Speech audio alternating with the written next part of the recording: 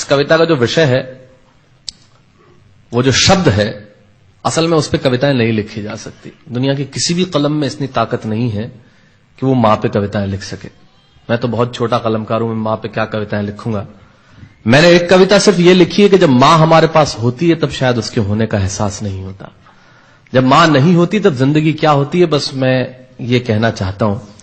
तब आप सुने उस कविता को। एक बहुत छोटी सी कहानी उस कविता के शुरू में कहता हूं। एक जंगल में एक संगीतकार मृदंग बजाता था। मृदंग ढोलक की तरह एक वाद्य को कहते हैं।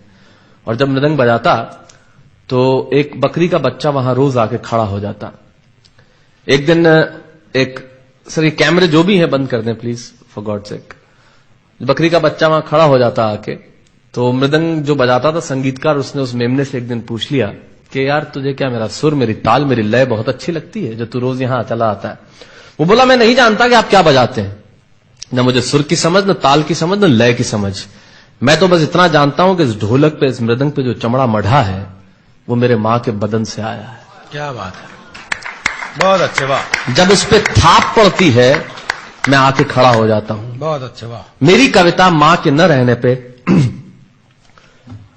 भीतर से पड़ी हुई थाप की कविता है, तब सुनाना चाहता हूं। इस कविता में अगर आपके आंसू बाहर की दुनिया की यात्रा करना चाहे तो रोकिएगा मत। अगर आपको ठीक लगे, जैसा कहता हूं जब मां नहीं होती तब जिंदगी क्या होती है। एक मुनव्वर राणा साहब का शेर उधार लेता हूं कि किसी के हिस्से में मकान आया, किसी के हिस्से में दुकान आई, मैं सबसे छोटा था, मेरे हिस्से में मां आई।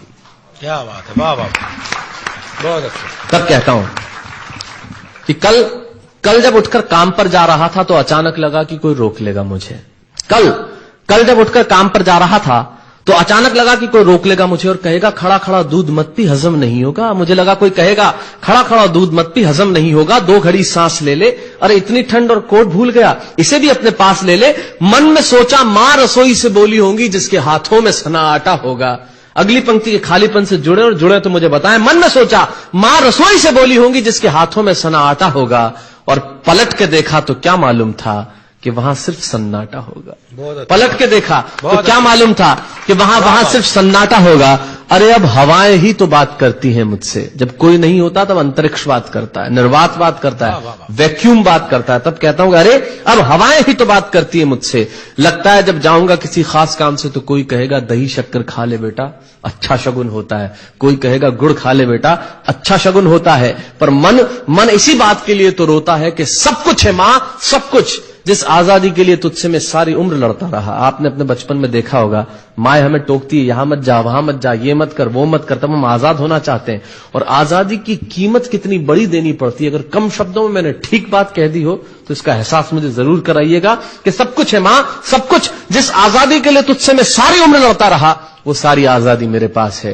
फिर भी न जाने क्यों दिल की हर धड़कन उदास है। कहता था ना तुझसे मैं वही करूंगा जो मेरे जी में आएगा, और आज मैं वही सब कुछ करता हूं जो मेरे जी में आता है। बात यह नहीं है कि मैं जो चाहूं कर लूं, मुझे कोई रोकने वाला नहीं है। बात है तो इतनी सी कि सुबह देर से उठूं ना तो कोई टोकने वाला नहीं है। बहुत अच्छे, वाह वाह, बहुत अच्छे, वाह वाह वाह वाह। बात है तो इतनी सी कि सुबह देर से उठूं ना तो कोई टोकने वाला नहीं है।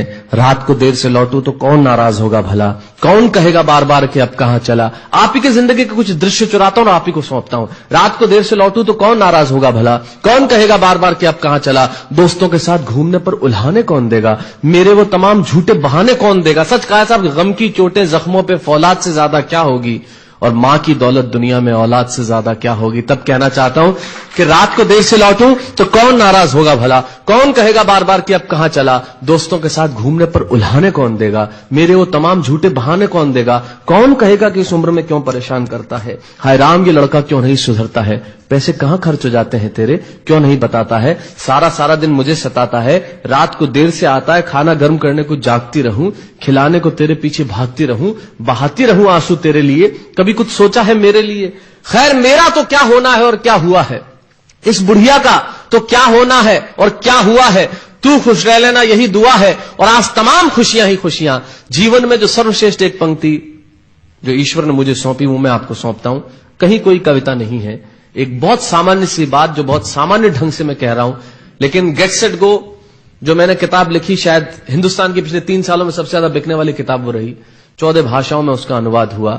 वाह वाह में मैं रोज टीवी पे बोलता हूं, मेरे लाखों लफ्ज कुर्बान करता हूं सिर्फ उस एक पंक्ति पे जो ईश्वर ने मुझे सौंपी, और कहीं कोई कविता नहीं है, आप ही का भाव आपकी उठा को सौंपता हूं और देता हूं, और जिस विश्वास के साथ मैंने लिखा उस विश्वास के साथ आपको देता हूं कि मेरा तो क्या होना है और क्या हुआ है, इस बुढ़िया का तो क्या होना है और क्या हुआ है, तू खुश रह लेना यही दुआ है। और आज तमाम खुशियां ही खुशियां, गम ये नहीं है कि कोई ये सब खुशियां बांटने वाला होता, पर कोई तो होता जो गलतियों पे डांटने वाला होता। बहुत अच्छे, वाह वाह वाह वाह, बहुत अच्छे, वाह। गम ये नहीं है कि कोई ये सब खुशियां बांटने वाला होता, पर कोई तो होता जो गलतियों पे डांटने वाला होता। और अंतिम पंक्तियां देता हूं कि तू होती ना तो हाथ फेरती कभी सर पर या हल्के से बाम लगाती, आवाजें दे देकर सुबह उठाती, दिवाली पे टीका लगाकर रुपए देती और कहती बड़ों के पांव छूना आशीर्वाद मिलेगा, कपड़े मत फाड़ना अगला कपड़ा अगली दिवाली को सिलेगा, बहन को सताता तो तू चांटे मारती, बीमार पड़ता तो रो रो के नजरें उतारती, परीक्षा से आते ही खाना खिलाती, पिता की डांट का डर दिखाती, फिर पिता की डांट से तू ही बचाती, इसे नौकरी मिल जाए ये तरक्की करे दुआओं में हाथ उठाती, और तरक्की के लिए वतन छोड़ देगा ये सुन के दरवाजे के पीछे चुपके चुपके आंसू बहाती। सब कुछ है मां, सब कुछ, आज तरक्की की हर रेखा तेरे बेटों को छू के जाती है, पर मां हमें तेरी बहुत याद आती है। बहुत अच्छा।